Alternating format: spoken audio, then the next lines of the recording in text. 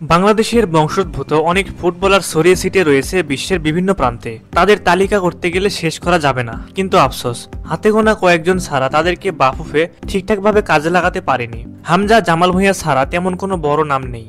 প্রিয় দর্শক, আজকের ভিডিওটা হতে যাচ্ছে একটু ব্যতিক্রম। ভিডিওতে আমরা জানবো বাংলাদেশি বংশোদ্ভূত বিদেশি ফুটবলারদের তালিকা, যাদের জাতীয় দলে প্রয়োজন কিংবা বয়সভিত্তিক দলে বিভিন্ন পর্যায়ে তাদেরকে ইনক্লুড করা যেতে পারে। বাংলাদেশি বংশোদ্ভূত ফুটবলার বাংলাদেশের জাতীয় দলে বর্তমানে খেলছেন তিনজন। সেই তিনজন হলেন জামাল ভুঁইয়া, তারিক কাজী ও সবশেষ যোগ দেওয়া হামজা চৌধুরী। তারা তিনজনই দারুণ প্রতিভাবান ফুটবলার। জামাল ভুঁইয়া তো বর্তমানে বাংলাদেশের ক্যাপ্টেন, তারপরেই দেশে এসেছেন তারিক কাজী। কিন্তু সবার স্বপ্ন ছিল হামজা চৌধুরীকে লাল সবুজ দলে দেখা, সেই স্বপ্ন এখন সত্যি হয়েছে।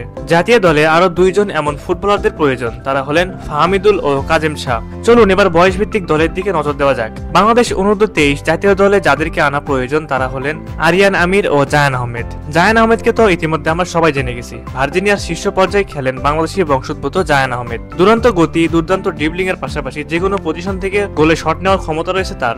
তেমনি প্রতিপক্ষের খেলোয়াড়কে 1 ভার্সেস 1-এও রুখে দিতে পারেন তিনি। বাংলাদেশ অনূর্ধ্ব-19 জাতীয় দলে প্রয়োজন দুইজনকে, তানিল সালিক ও আরহাম ইসলাম। স্টিভেনস এফসির অনূর্ধ্ব-18 দলের হয়ে খেলছেন তানিল সালিক।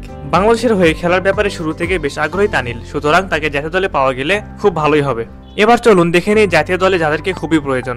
বিশ্বমঞ্চে ভালো করতে হলে তাদেরকে জাতীয় দলে লাগবেই বাংলাদেশের। তারা হলেন কুইন সুলিভান, সামিত সোম, ফারহান আলী ওয়াহিদ, কিউবা মিচেল, রিকুতো হাসিমাতো।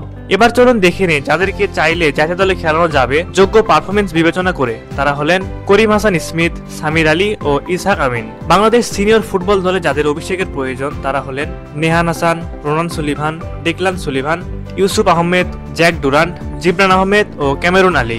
সবশেষ আমরা এমন সেই সব খেলোয়াড়ের তালিকা দেখব যারা একাডেমিতে খেলে, ভবিষ্যতে ভালো পর্যায়ে খেলতে পারলে, ভালো পারফরমেন্স করতে পারলে তাদের জাতীয় দলে দেখানো যাবে। তারা হলেন জাকারিয়া চৌধুরী, লিসান হাওলাদার, রায়ান, সাইদ ও আদম আহমেদ। আরো অনেক ফুটবলার বিশ্বের বিভিন্ন প্রান্তে ছড়িয়ে রয়েছে, অনেকের নাম হয়তো আমরা বলতে পারিনি। সুপ্রিয় দর্শক, আপনাদের যদি সেই খেলোয়াড়গুলো সম্পর্কে ধারণা থাকে তাহলে অবশ্যই আপনারা তাদের সম্পর্কে বিস্তারিত আমাদের কমেন্ট বক্সে জানিয়ে দিবেন। আমরা সেই খেলোয়াড় সম্পর্কে বিস্তারিত পরবর্তীতে ভিডিওর মাধ্যমে জানিয়ে দিব।